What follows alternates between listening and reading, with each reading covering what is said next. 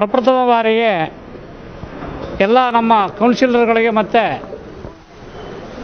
ಕುಂದಾಪುರ ನಮ್ಮ ಪಕ್ಷದ ಕಾರ್ಯಕರ್ತ ಬಂಧುಗಳಿಗೆ ಮತ್ತು ಜನತೆಗೆ ಧನ್ಯವಾದವನ್ನು ಅರ್ಪಿಸಲಿಕ್ಕೆ ಬಯಸ್ತೇನೆ. ಏನೋ ನನ್ನ ಭಾಗ್ಯ ಅಂತ ಹೇಳಲಿಕ್ಕೆ ನಾನು ಇಷ್ಟಪಡ್ತೇನೆ. ಯಾಕಂದರೆ ಸತತ 5 ಬಾರಿ ನನ್ನನ್ನು ಗೆಲ್ಲಿಸಿದಂಥ ಜನತೆ ಅದೇ ರೀತಿಯಾಗಿ ನಮ್ಮ ಮೇಲೆ ಒಂದು ಅಪೇಕ್ಷೆ ಇಟ್ಟುಕೊಂಡು ಈಗ 3ನೇ ಬಾರಿಗೆ ಮೋಹನ್ದಾಸ್ ಶೆಣಿಯವರನ್ನು ಅಧ್ಯಕ್ಷರಾಗಿ ಎಲ್ಲರ ಕಾರ್ಯಕರ್ತರ, ಕೌನ್ಸಿಲರ್ಸ್ಗಳ, ಜನತೆಯ ಅಭಿಪ್ರಾಯದಂತೆ ನಾನು ಈಗ ಅಧ್ಯಕ್ಷರಾಗಿ ನನ್ನನ್ನು ಚುನಾವಣೆ ಮಾಡಿದ್ದಾರೆ. ಬರತಕ್ಕಂಥ ಈ 1 ವರ್ಷ 2 ತಿಂಗಳು ಏನಿದೆ, ಆ 1 ವರ್ಷ 2 ತಿಂಗಳ ಈ ಒಂದು ಸಂದರ್ಭದಲ್ಲಿ ಮೊದಲಿನ ಯಾವ ರೀತಿಯಲ್ಲಿ ನಾನು 5 ವರ್ಷ ಆಡಳಿತ ಕೊಟ್ಟಿದ್ದೇನೆ ಅಧ್ಯಕ್ಷನಾಗಿ, ಅದೇ ರೀತಿಯ ಒಂದು ಆಡಳಿತ ಕೊಡಲಿಕ್ಕೆ ಪ್ರಯತ್ನ ಮಾಡಿ ಜನತೆಯ ಮನವನ್ನು ಗೆಲ್ಲಲಿಕ್ಕೆ ಪ್ರಯತ್ನ ಮಾಡ್ತೇನೆ.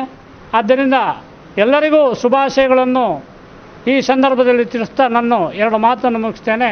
ಜೈ ಹಿಂದ್. ಯುಜಿಡಿಗೆ ಸಂಬಂಧಪಟ್ಟಂತೆ ಶಾಸಕರು ನನಗೆ ತಿಳಿದ ಮಟ್ಟಿಗೆ ಮೊನ್ನೆ 2-3 ದಿನದ ಸಭೆಯನ್ನು ಕರೆದಿದ್ದಾರೆ.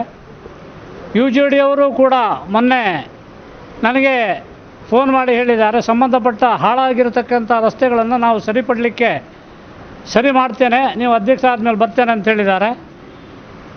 ಮತ್ತು ಜಾಗಕ್ಕೆ ಸಂಬಂಧಪಟ್ಟಂತೆ ಈಗಾಗಲೇ ಸರ್ವೆಯನ್ನು ಮಾಡಿ ಸ್ಥಳ ಪರಿಶೀಲನೆ ಮಾಡಿದ್ದಾರೆ ಅನ್ನತಕ್ಕಂಥ ಒಂದು ವರ್ತಮಾನವೂ ಕೂಡ ನಮಗೆ ಸಿಕ್ಕಿದೆ.